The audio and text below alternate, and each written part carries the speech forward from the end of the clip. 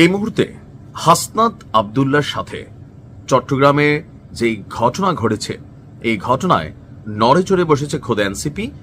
এমনকি অনেকের মধ্যে আতঙ্ক বিরাজ করছে যে গ্যাজেট প্রাপ্ত বীর হাসনাত আব্দুল্লাহকে যদি এই পরিণতি করা হয়, তাহলে আগামী দিনগুলোতে কি পরিণতি হবে বাকিদের। সামনে নির্বাচনকে ঘিরে উত্তাপ চলছে রাজনীতির মাঠে। আর এখন কে যে আসলে অন্ধকারে কারে মারে, কারে আপনি দায়ী করবেন, এটা বোঝা একটু কষ্টকর। তো আমার মতন অনেকে নিশ্চয়ই ভাবছেন যে আমাদের জুলাই যোদ্ধা যিনি আছেন হাসনাত আব্দুল্লাহ, তিনি তো অনেক সাহসী, গ্যাজেট প্রাপ্ত বীর, তো তারে মারার মতন এত বড় সাহস কে করলো? তবে এখানে নামগত একটা ফেরকা আছে। হাসনাত আব্দুল্লাহ নামে জুলাই যোদ্ধা বলতে আমরা যাকে চিনি, সারা বাংলাদেশে পরিচিত কুমিল্লার সন্তান, অর্থাৎ দেবিদ্বারের সন্তান হাসনাত আব্দুল্লাহ। বাট চট্টগ্রামে আরেকজন ছেলে আছে হাসনাত আব্দুল্লাহ, আমাদের দেবিদ্বারের হাসনাত আব্দুল্লাহ না, তিনিও চট্টগ্রামের ছেলে, জুলাই যোদ্ধা, এবং কি এই গণঅভ্যুত্থানে আহত এবং গ্যাজেট প্রাপ্ত বীর খেতাব তিনি পেয়েছেন। তার উপর সশস্ত্র হামলার ঘটনা ঘটেছে।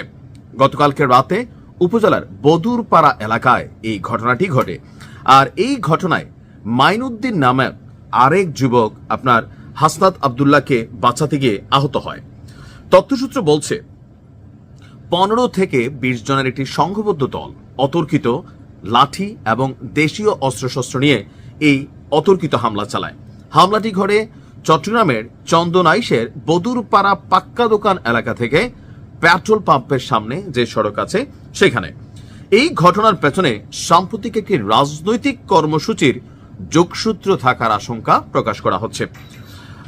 নাম প্রকাশে অনিচ্ছুক এক জুলাই যোদ্ধা তিনি বলছেন যে চট্টগ্রাম 14 আসনের বিতর্কিত প্রার্থী জসিমউদ্দিনের মনোনয়ন বাতিল এবং গ্রেফতারের দাবিতে নির্বাচন কমিশনে জুলাই যোদ্ধাদের পক্ষ থেকে একটি স্মারকলিপি প্রদান করা হয়েছিল।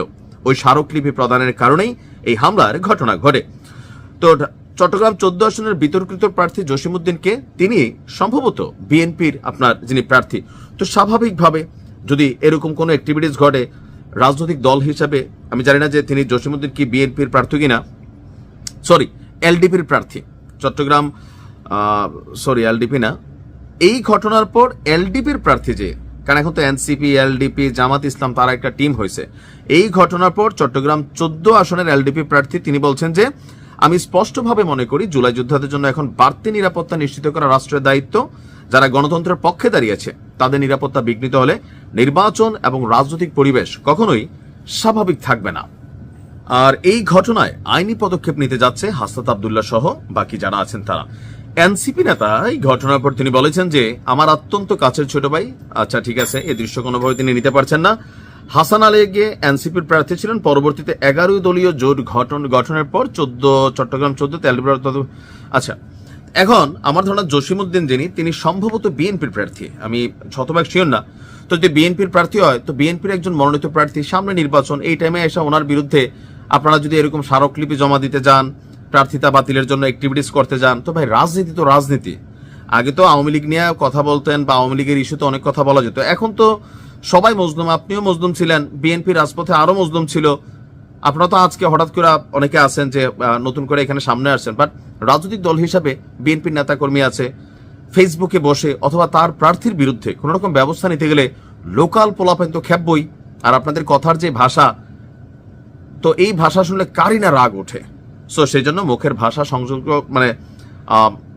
সংযত করতে হবে বলে আমি মনে করি। কারণ এখন নির্বাচন অবস্থান, এই মুহূর্তে কোনো প্রার্থীর বিরুদ্ধে কোনো প্রার্থী বা তার কর্মীরা কোনো অ্যাকশন করলে বিপরীতে যার যে শক্তি আছে সেই করবে। আপনার শক্তি আছে, আপনি স্মারকলিপি জমা দিয়েছেন, তাদের শক্তি আছে মারবে। তো এটা কিন্তু ভাই অল অ্যাবাউট পাওয়ার, ক্ষমতা। সাবধান থাকবেন, সংযত হবেন। ভালো থাকুন।